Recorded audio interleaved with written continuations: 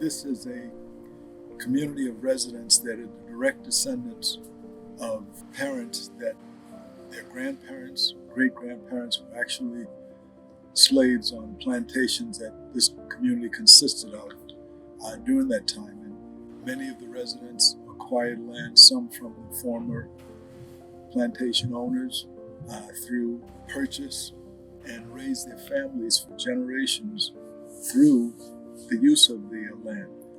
Hugie is a community that has some features that you won't find in any city. It's natural. I mean, just the beauty of it.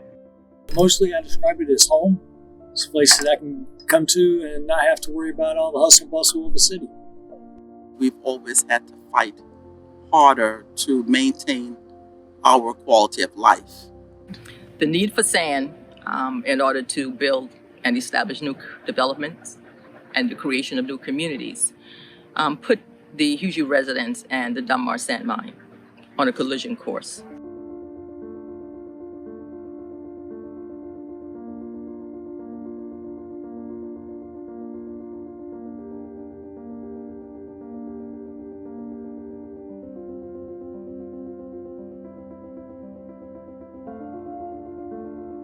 Mining in itself is a process that is necessary. The material that is excavated, the sand and the clay, they're used for construction. It's used to improve roads. It's used in almost every single industrial process that you can probably think of. But where we come in at a clashing point is when we're taking away these resources from one community in order to build up another.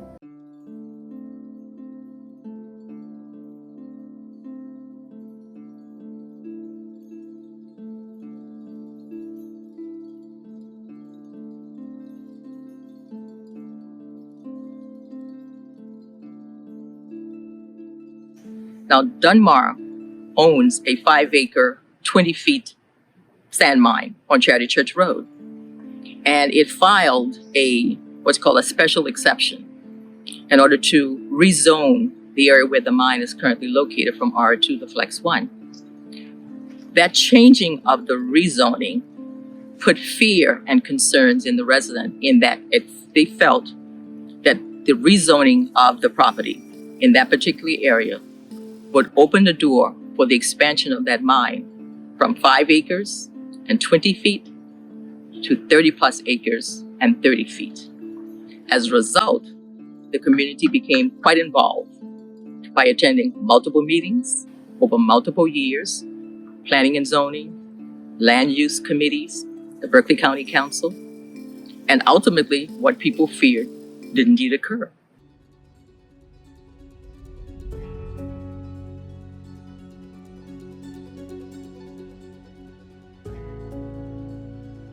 We hit the attack, if you may, on two issues: quality of life, water, environment, safety, those kinds of things. And Ms. Mitchell focused on the legislative or the legal requirements for the mine.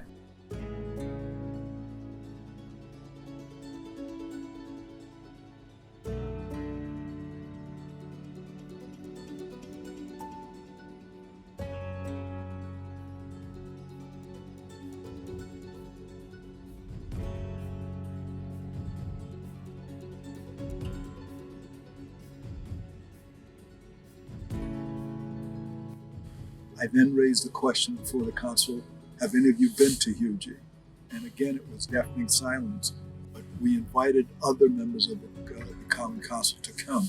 And as time went on, 3 of them did come. Each time that one of the councilmen came, Sybil and I would meet with them and tour the community and take them to the mine and give them a feel of what the community was.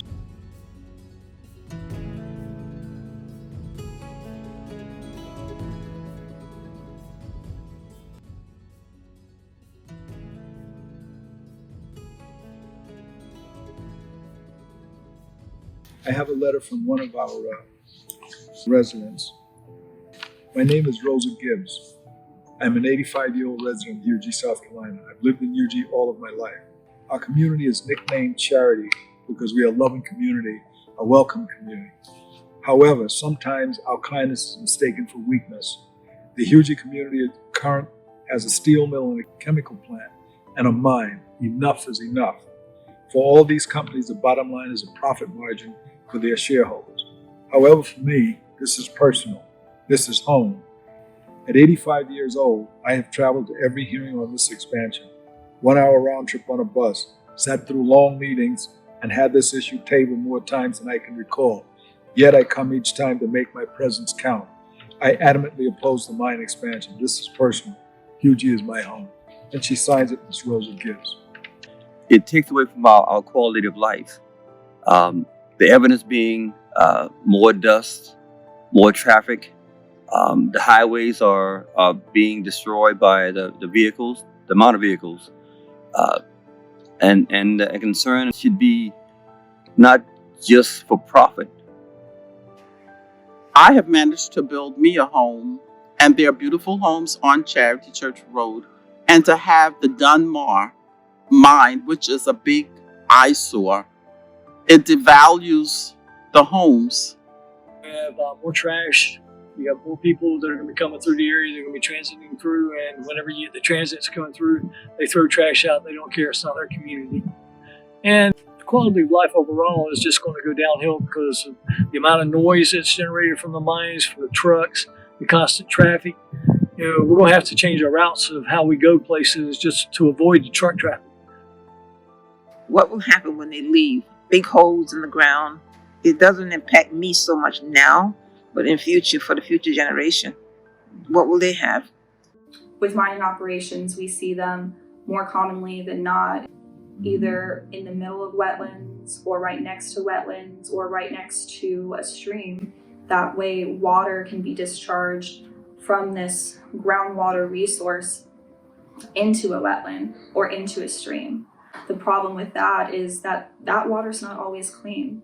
You have even sand itself, it can be a pollutant because once it's distributed into a stream, it can muddy the water and it can choke out the life that's there. The water itself could be acidic and be extremely harmful for shellfish and for oysters and other types of species like that rely on such a stable pH. There has been no cumulative look at how mining is impacting the landscape, and we don't know how digging 5 acres, 20 acres, 30 acres is really impacting our ecosystem, our environment, but most importantly, I would say, is our resiliency.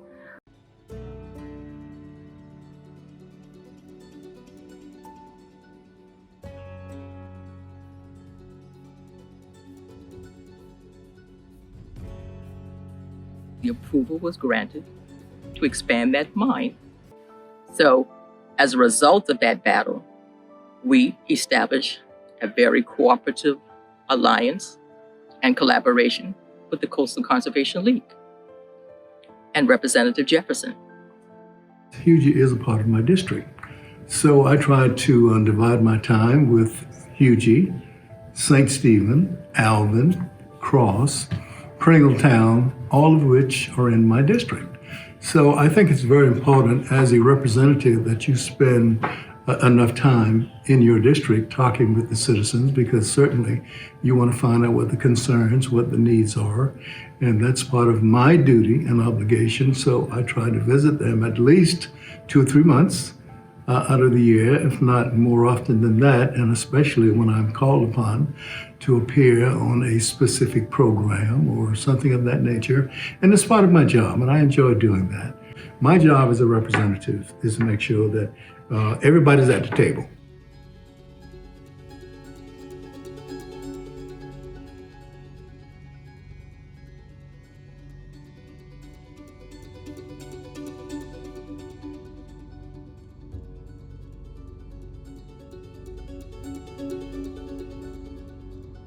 Within communities, there's a very delicate line to balance, and advocacy groups need to be doing a better job of listening to the communities that they're working in and to take a back seat and hear from them directly.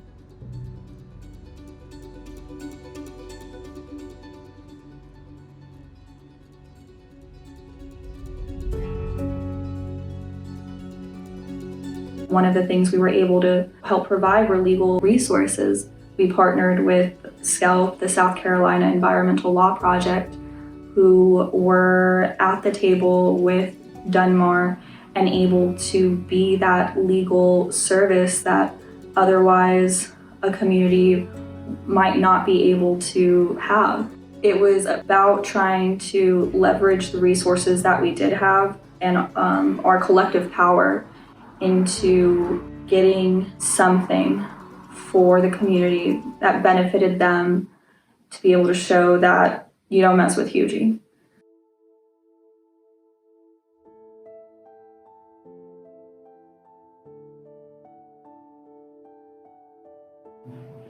We didn't stop there because the conversation continues. So what we have done is to have subsequent conversation with Donmar along with the Coastal Conservation League and Representative Jefferson, in which certain concessions have been made.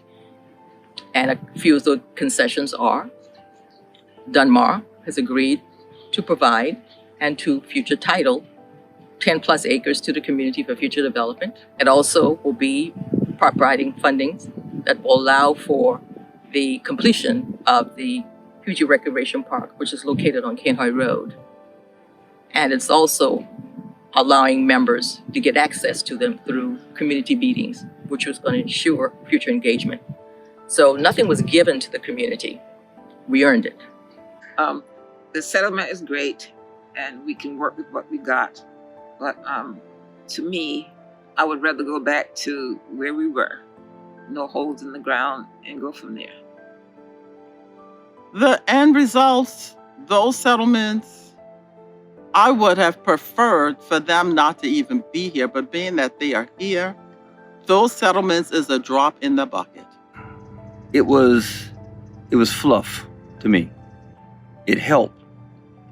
But when you're talking about quality of life, you're talking about convenience, you're talking about peace and quiet, that was taken away from us. The Donmar Sand Mine isn't the first sand mine that's in the community. There are plenty of communities in the Low Country that are experiencing very, very similar effects. We see it on Defusky Island, on St. Helena. We see them in Awendaw. We see them in Wadmalaw, in Dorchester County, in Horry County. And we need reform at both the local and the state level. We need our state leaders, our state agencies, and our local governments to finally realize that the demand has not caught up with the regulations. We need someone to come in and to take responsibility. And if one agency and if one official can't do it, then we need to bring everyone to the table and to figure out how we can solve this crisis, because it is a crisis. We realize that progress is imminent, progress is mandatory, but not at the decimation, at the cost of the life of peace and tranquility and a clean, healthy environment for people to live and maintain the way of life that they've become accustomed to over the decades.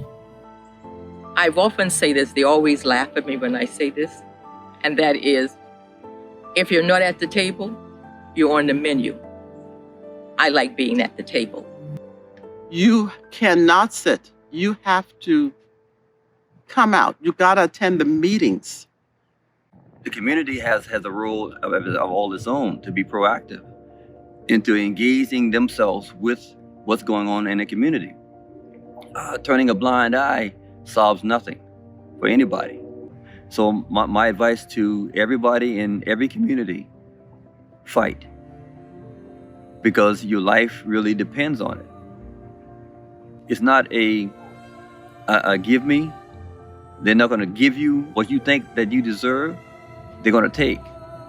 And the only way that someone can take something from you is if you open your hands.